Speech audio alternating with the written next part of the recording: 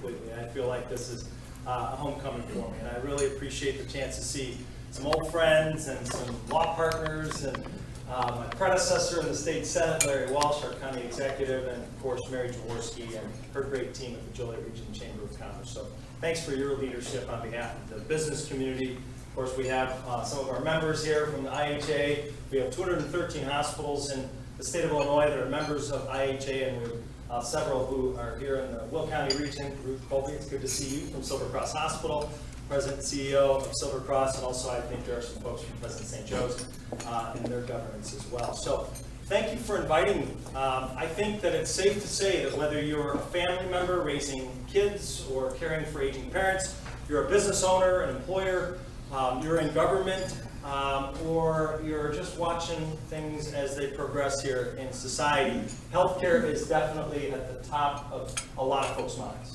And that's appropriate, right? That's appropriate. Healthcare is very personal for us as individuals and family members, but it's also very important to make sure that we collectively, in the continuum of healthcare providers, but also other stakeholders, work together to advance what we call the triple aim of healthcare. So I'm going to get into some of my slides here, but I know that we have about 20 minutes, so I want to make sure we maximize our time. And really, when Mary called me and said, can you come and talk a little bit about the key trends and market dynamics in the hospital community and also in healthcare, I certainly want to cover that ground and then get into some of the key advocacy issues that we're working on at the association. And I'll be very brief, but very importantly, the IHA goes back over 90 years representing our hospitals in the state of Illinois and our health systems. We have 213 hospitals and we have 50 health systems, and we really do our work in three domains. We're the trusted voice for our members, and that's our advocacy work in Washington and Springfield. We also serve our members as their trusted resource. We have business lines that we offer them, as well as quality improvement initiatives that I'll get into, and then we're their trusted partner. And we obviously are good stewards of the resources that they entrust in us so that we can collectively, again, work together as a hospital community to advancing the triple aim that I want to share with you for just a moment now. Now, we have diversity within the hospital community, no question, depending on whether you're in an urban center or you're in a rural community. We know there is great diversity in the state of Illinois, and that's reflected in the hospital community. But we also know there is power in that diversity, and there's unity in that diversity, because all of our hospitals are committed to that triple aim. And really, when you think about the triple aim, it's better care, better health care, better health, and better value. That's really what's driving our work together as a hospital community, working with other stakeholders and government officials. And you can see the experience of care. That's the better health care, population health. How do we make sure that we work together to advance health and well-being of our residents here in the state of Illinois? And how do we do all that at a lower cost? And I know as employers, that piece is very, very important to all of you. So when we think about key trends and market dynamics, as I said, we have 213 hospitals in the state. About 2/3 are from the urban communities and 1/3 from rural and non-urban communities. We have mostly not-for-profit hospitals, about 75% of our members, and then about 15% are government and 15% are investor-owned. And what we've seen over the last 10 years, and this is some of what we talked about, Mary, in terms of market trends and market dynamics. We know that consolidation is not only prevalent here in the state of Illinois, but also across the country. We've seen in Illinois since 2008, when we had 107 of our members in systems, now we have 146 of our hospitals that are in health systems. So when you think of a health system, of course, you think of folks like Presence and Advocate and others. Now, having said that, we have 1/3 of our hospitals that are independent, like Silver Cross Hospital, that have made a commitment to making sure that they provide the very best care in their communities.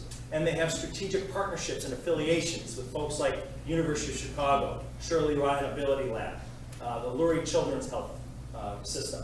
So we have different systems, we have different members, but again, all geared towards that triple aim of delivering the very best quality care to their patients and communities. But this is a trend that you'll see from the next slide is not unique to Illinois. So over the last year, in fact, just in 2017, there were 115 mergers. There was merger and acquisition activity across the country, 115 with a value of about $63 billion.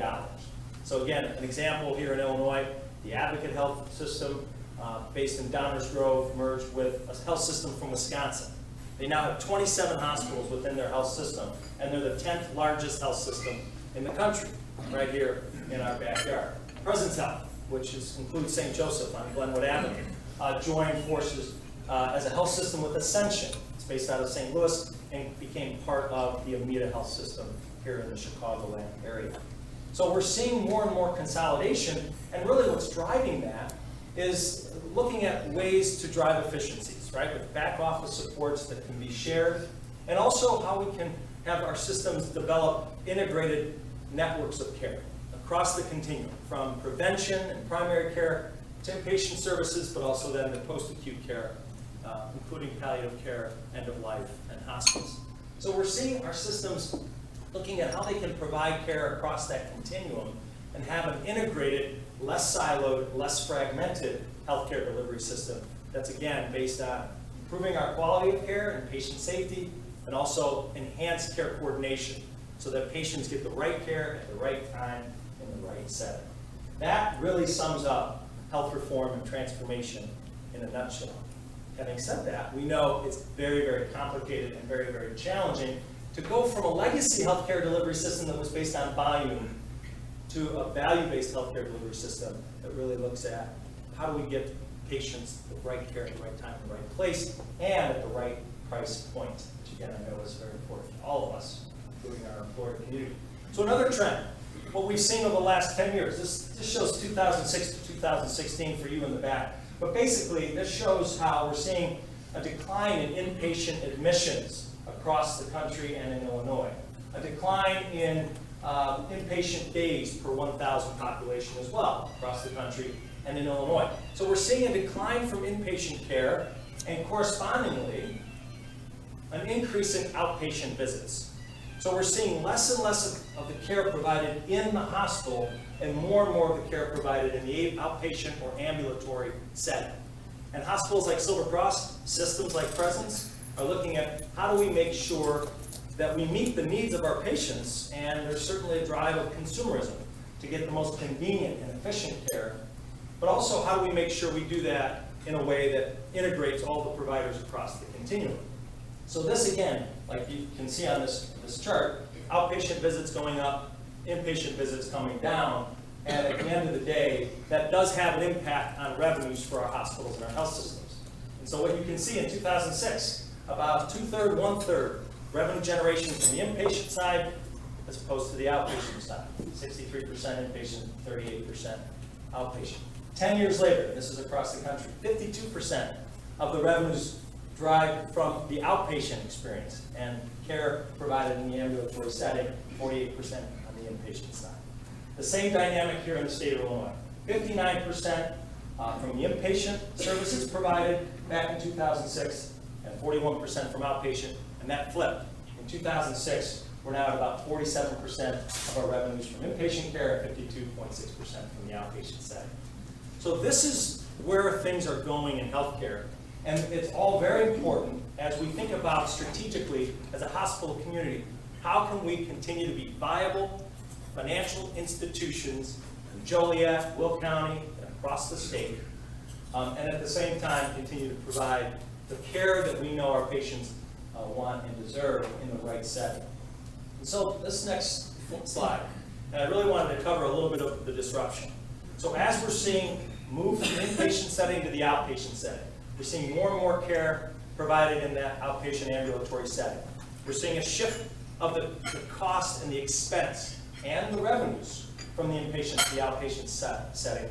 We're seeing disruptors come into the healthcare space, right? Disruptors like CVS Health joining forces with Aetna to create a $240 billion company. And CVS wants to make their clinics the front door of healthcare for the future. So what does that mean for all of us and our families? What does that mean for our hospitals and our health systems? You can see DaVita joining Optum. Optum, a part of United Healthcare. Optum has 47,000 physicians in their large physician practice. 47,000 physicians across the country. Walmart joining forces with Humana, very similar to CVS and Aetna. And then, of course, what's Amazon doing, right? What's Apple doing? We all want to know, right? what's this guy Jeff Bezos up to with his $120 billion? So the reality is Amazon is going to become a disruptor. They want to be in the game. We don't have Apple on the slide, but we know Tim Cook wants to be in the game. I heard Friday at a conference that Apple is looking at having Apple health clinics for Apple employees.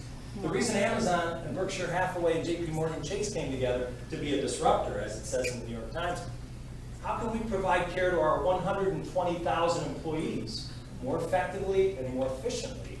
And then what can we learn from that experience and take that to the broader healthcare environment? So what does that mean for all of us as family members, as employers? What does that mean for hospitals, health systems, and our care providers across the state?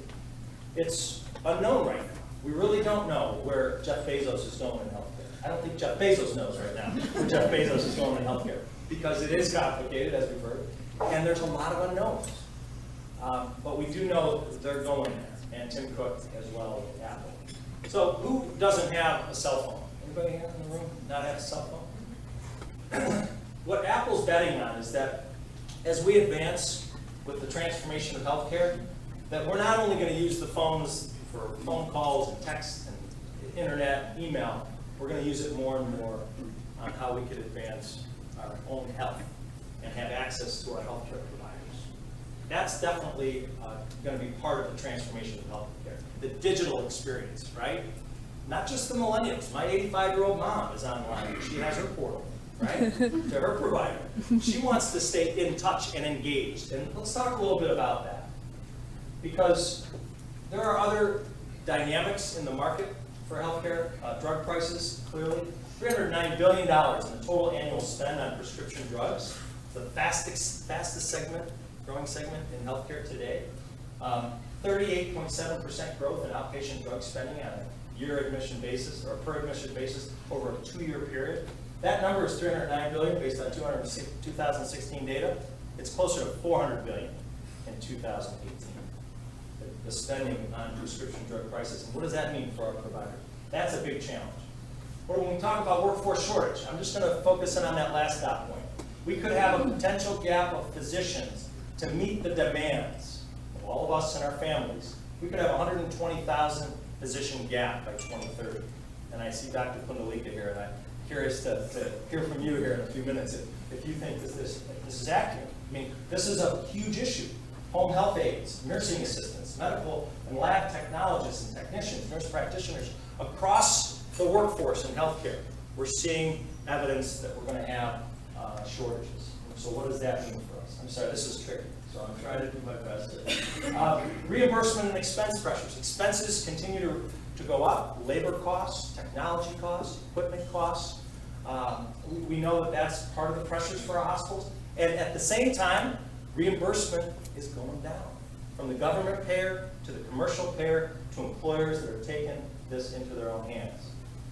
Like Boeing, who is contracting with 6 centers of excellence around the country and flying their employees for back and heart surgeries and procedures to 6 centers of excellence throughout the country and paying for their stay in a local hotel. I mean, these are some of the disruptions. Now, will we see that here in Joliet?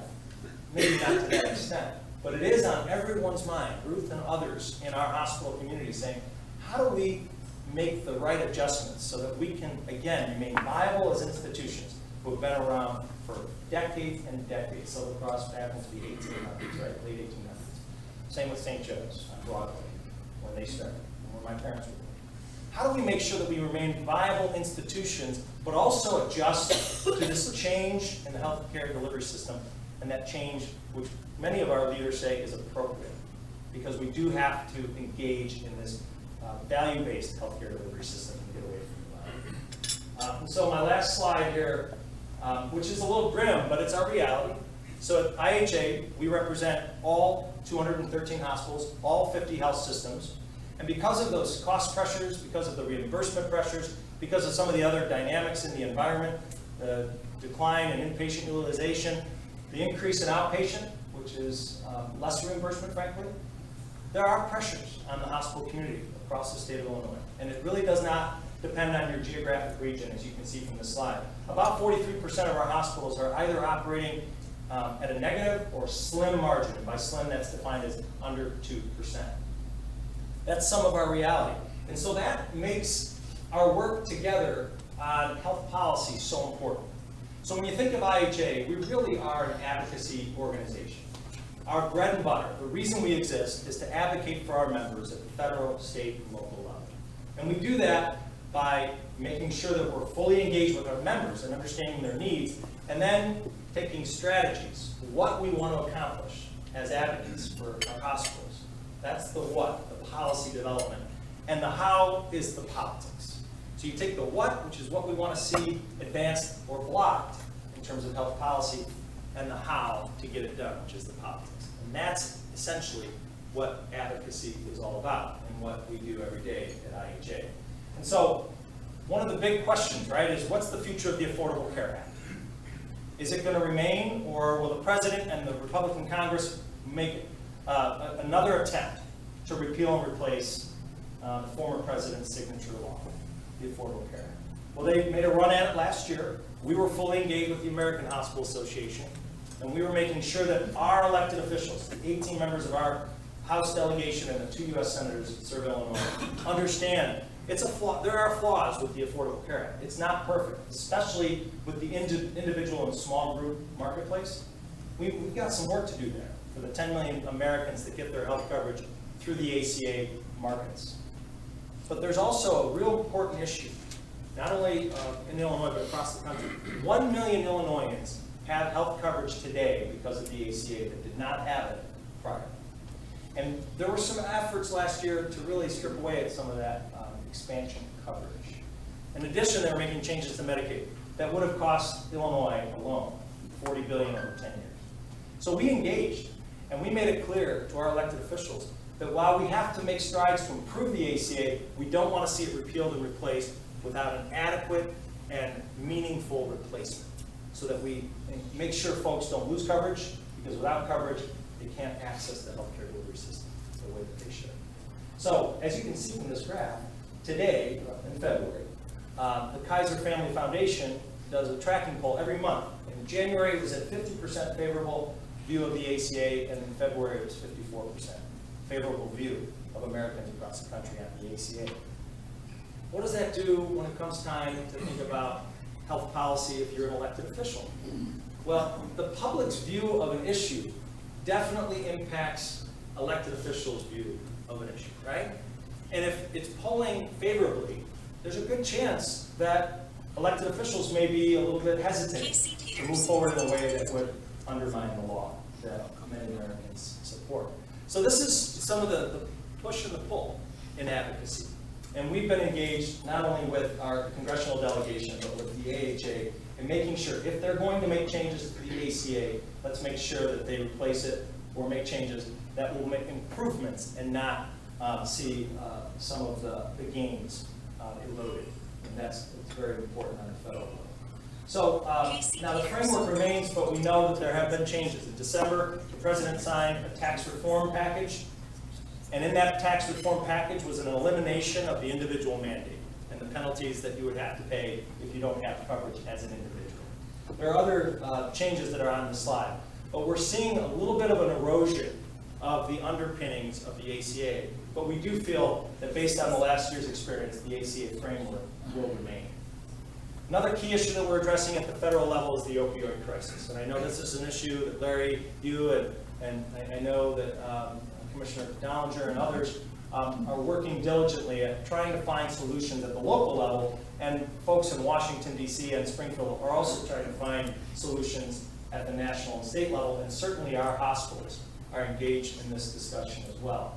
And you can see, obviously, the headlines over the past year on the opioid epidemic. This is an area where we really need our elected officials to engage at the federal, state, and local level, work with providers like hospitals, and let's make meaningful change so that we can stem the tide of this epidemic. So I do want over Secretary Azar, no offense, Mr. Secretary.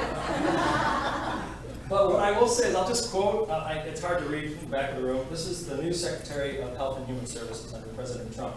And when we talk about value-based healthcare, He said, "I assure you, in American healthcare, change is possible, change is necessary, and change is coming." So that was a very clear message to the healthcare community, that things are not going to be the same as they've been. We are going to see change. This move to value-based healthcare is real. So that was a message I heard personally. I was in a group of about 1,000 people listening to him earlier this month. So let's talk quickly about Illinois health policy. We're engaged with the governor, with the elected officials in Springfield, both sides of the aisle. We can't afford more cuts to Medicaid. Based on some of the statistics I shared with you earlier, we cannot afford cuts to Medicaid and expect our hospitals and providers to be able to continue to care for their patients, their families, their communities, and advance transformation and health reform, which is difficult, costly, and necessary.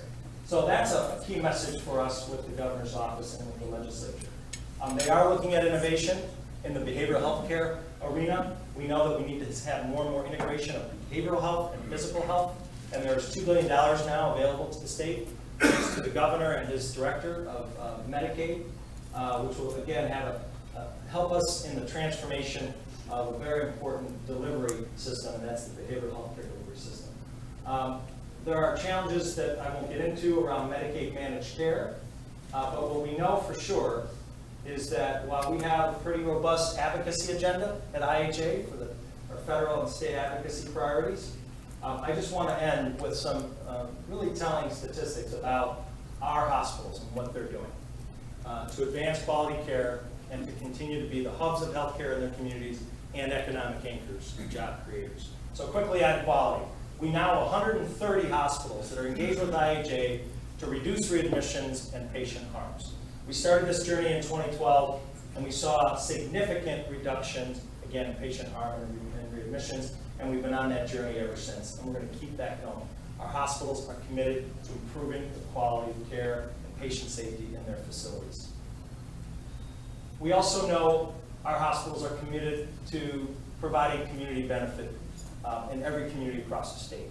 Collectively, our hospitals $5.8 billion in community benefit, and here in Illinois, I'll give you some, or excuse me, here in Joliet, I'll give you some specific examples of that. Economic anchors. When you look at the statistics, statewide, $95 billion economic impact from hospitals, and about 250 direct jobs, 250,000 direct jobs, 466 direct and indirect jobs responsible or created by the hospital community. And then lastly, just to focus in on our hospitals here in Will County. So that's, of course, Silver Cross Hospital, President St. Joseph Medical Center, and Amita Bolingbrook Hospital in Bolingbrook. Our hospitals employ 5,400 people. They account for 9,500 direct and indirect jobs. They drive more than $2 billion in the local economy, and they do significant work in the area of community benefit, $140 million. So the end of this story is that innovation in healthcare is here. It's real. It needs to happen. When we polled, when Modern Healthcare polled 75 of the leading health system CEOs in the country, 0% said things are going to slow down. 0%. 17% thinks things will stay the same in terms of the pace of innovation. 83% said things will speed up in terms of the innovation and transformation of the healthcare delivery system. I'm with the 83%. I think things will speed up based on the comments I made earlier and the discussions that we're having around our table at IHA. I see Ruth is nodding, and I have a feeling others feel that way as well. At the end of the day, we are in an accelerated environment. Sometimes I feel like this guy. Other times I feel like this guy. But either way, we at IHA are committed to working with our hospitals and health systems to make sure that we stay on this journey. At the end of the day, we're in this business to care for our patients and families, right? That's why we do what we do. And while there are some challenges, no question, there are opportunities. It's an accelerated environment, but it's also an exciting environment, and there's real opportunity for growth and change for the betterment of our families, our patients, and our communities. So let me stop there and see if there's any questions. I know I went through that a little bit quickly, but happy to answer any questions you have.